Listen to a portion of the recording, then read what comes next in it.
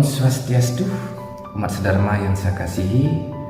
Dalam video ini saya ingin berbagi cerita tentang nilai atau pelajaran di balik mengupas kelapa tua atau menyinjau. Saudara sekalian, kita sebagai orang Bali khususnya yang beragama kental secara tradisi Bali, setiap kita melakukan atau bikin acara upacara di rumah kita sendiri atau di tetangga, pastilah kita pernah mengupas kelapa ya, atau istilah Bali mengisinnya ya. Nah, di balik kegiatan mengupas kelapa itu kok saya menemukan ada pelajaran yang manfaatnya bagus sekali, terutama untuk kita yang usia sudah tua ya.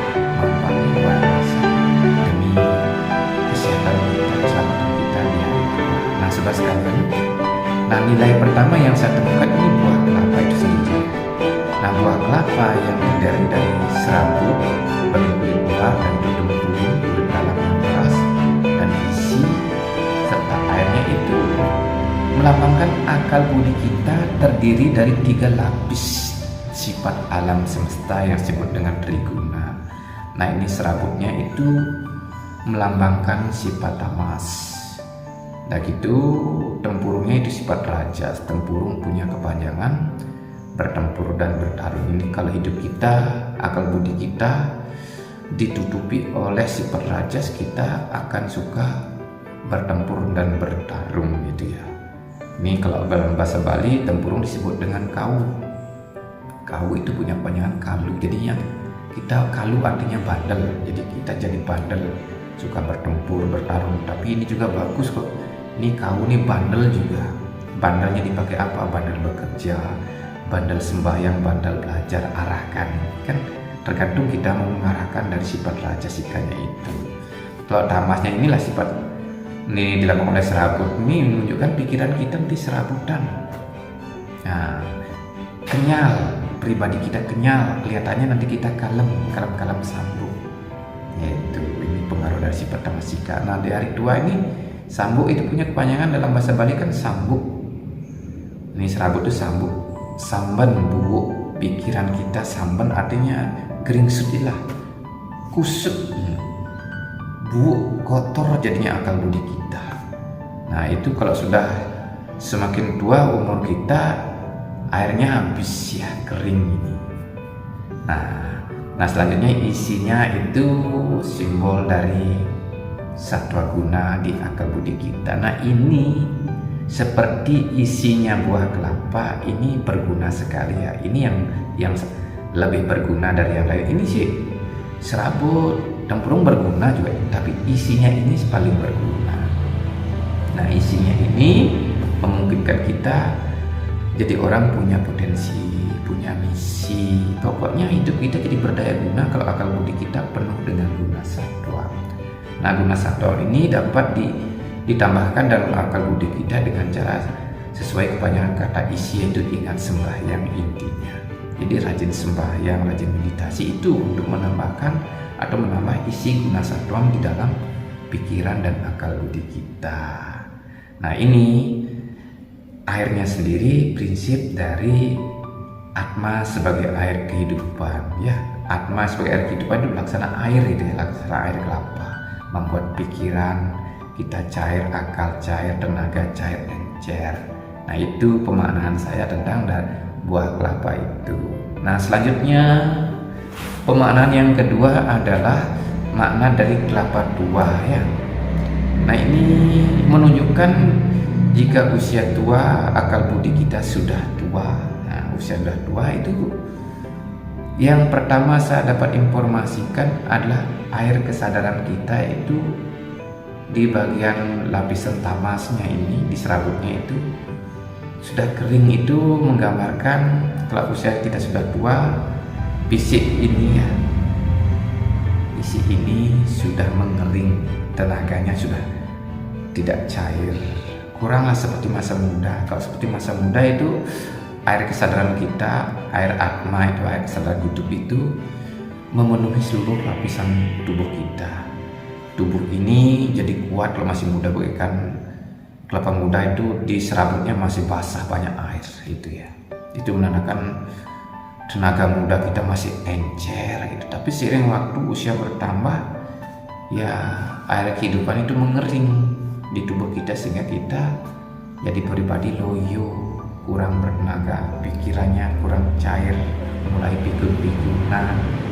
Nah, dari itu walaupun air kehidupan ada masih di dalam tertutup oleh sifat rajas yang keras yang gelap. Nah ini warna gelapnya juga sifat tamasnya sudah juga menggelapkan ya, menggelapkan pikiran dan akal budi kita. Dan gerakan kita jadinya seperti buah kelapa yang masih utuh yang belum dikupas rambutnya kan kalau digerakkan kan gelibak-gelibak ya. Tidak seperti bolanya ririt kayak begitu. Begitu juga kalau kita fisik sudah tua, air kesadaran kita sudah mengering, tinggal di dalam tersembunyi di kedalaman hati kita sebagai atma, maka gerakan kita tidak cair lagi, tenaga kita tidak mencair, seolah-olah tidak ada tenaga lagi mengalir, membuat gerakan kita itulah seperti buah kelapa kering yang masih utuh itu gelibak-gelibak gitu. Nah, gelibak-gelibak gitu. Nah, kalau dibiarkan terus itu sifat tamasnya membungkus akal budi kita sampai tua, itu menyebabkan kita kebanyakan orang tua yang tidak mengerti agama itu tidurnya gelibak-gelibak, kesakitan berkepanjangan ya. Di tempat tidur gelibak-gelibak, mau bangun susah. Pokoknya begitulah, terpaksa mungkin bangunnya ada yang mengangkut, mau berdiri ada yang mendirikan. Nah ini ada pelajaran tentang ngemesin atau mengupas rambut kelapa ini yang penting sekali terutama bagi kita yang sudah tua. Nah ini mengemesin atau mengupas rambut kelapa itu punya makna di dalam ilmu agama adalah membersihkan sifat tamas di dalam pikiran dan akal budi kita dengan cara memakai senjatanya atau pisaunya adalah mantra pisaunya atau nama Tuhan. Nah mantra itu diucapkan berulang-ulang untuk membersihkan atau ngesin sifat tamas di dalam pikiran dan akal budi. Apa manfaatnya? Kalau sifat tamas di akal budi kita diingisin, dibersihkan dengan cara berjabah bagaikan pisau dia. Nah pokok dia tes tak gitu. Manfaatnya adalah, nah walaupun sudah tua, gerakan kita nanti akan dibuat seperti kelapa yang sudah serabutnya dihilangkan, kan tinggal tempurung sama isinya itu akan seret, agak nyeririt itu. Tubuh kita jadi agak ringan jadinya. Itu manfaatnya. Kalau kita mengerti agama, sekiranya sifat tamas di akal budi kita harus dingisin dengan berjabah pagi sore itu. Karena sifat tamas itu tidak seperti buah kelapa, kalau sekali nges kan habis bersih. Ini kalau di akal budi kita sifat tamas tidak begitu, sekali dibersihkan datang lagi. Pokoknya intinya kita di hari tua nih, terutama harus rajin-rajin pagi sore supaya gerakan kita menjadi ringan seperti buah kelapa yang diingesin, nyeririt dia. Nah sudah begitu, kalau ingin mendapat suatu aliran kesadaran lagi dari dalam diri kita, kalau usia sudah tua, itulah kadang-kadang kita dikeplok, dipukuli masalah ya, seperti kelapa plak dikasih masalah. Tapi dengan cara seperti itu nanti air energi dari dalam diri kita yang bersumber dari atma itu akan mencair juga perlahan-lahan gitu.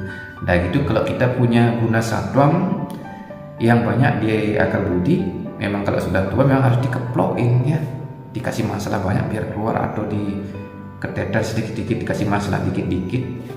Kalau yang super jantan dipukul keras, dikasih masalah besar, terbuka ya. Nah ketika terbuka, nah inilah pikiran yang penuh guna satwam itu berguna ya. Berguna apa?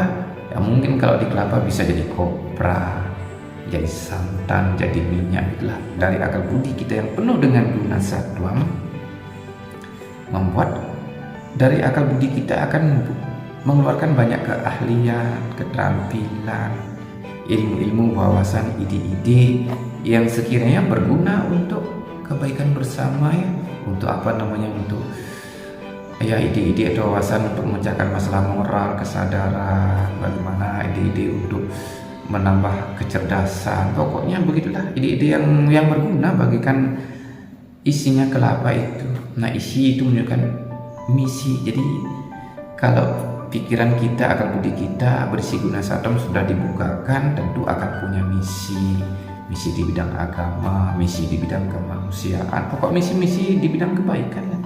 Minyak itu punya kepanjangan mungkin memikirkan orang banyak. Santan itu punya kepanjangan mungkin memberikan santapan rohani, kayak begitu. Itu manfaat dari akal budi yang sudah berisi, yang sudah dikeploi. Tetapi kalau baru menjalani spiritual ya, mengupas sifat tamasnya itu dengan rajin berjapa dan meditasi, hidup kita akan terlihat gelap. Itu bagaikan warna tempurung itu gelap di masyarakat apa itu, dan nasib kita mungkin kelihatan gelap juga, digelapkan nasib kita seperti serabut itu, kering juga kehidupan kita secara ekonomi. Dan orang-orang yang menjalani spiritual itu kebanyakan begitu, karena sudah kering dalam ekonomi, fisik juga kering, loyo, kurang semangat. Akhirnya itulah terjun menekuni spiritualitas dengan rajin berjapa mantra, beramai-ramai dengan cara menyanyikan lagu-lagu rohani, seperti kita menolong teman. Kalau bikin acara kan rame-rame kita ngupas kelapa, itu secara karma kanda. Ini secara jenana kanda begini dia ikut perguruan. Nah, ini karena kita di antara kita yang jenana dan karmi dan jenani itu tidak mengerti, akhirnya kita akan saling menyalahkan. Kok sekarang lain-lain dia berkepercayaan tidak sama seperti kepercayaan umum, kok ikut perguruan, kok dia ikutnya ke luar negeri kayak begitu. Itu karena kekurang pahaman kita, sehingga antara satu di antara kita itu cekcok gara-gara adanya ajaran spiritual atau ajaran tingkat jenana kanda itu ya. Jadi saudara sekalian, terutama bagi teman-teman yang sudah usia sebaya dengan saya, supaya gerakannya agak gesit, lincah dari dua, itulah sifat tamas di pikiran dan di akal budi kita harus dikupas dengan ilmunya japa mantra dan meditasi, atau bisa ikut kegiatan menyanyikan lagu rohani rame-rame, supaya tamasnya itu terkelupas, bahkan serabut terkelupas yang membuat gerakan kita jadi agak bagaikan agak nyeri lah kayak begitu ya. Begitulah cerita saya. Kalau nanti dicerita dipanjangin nanti ngalor ngidul, ceritanya cuma seputar-seputar begitu aja.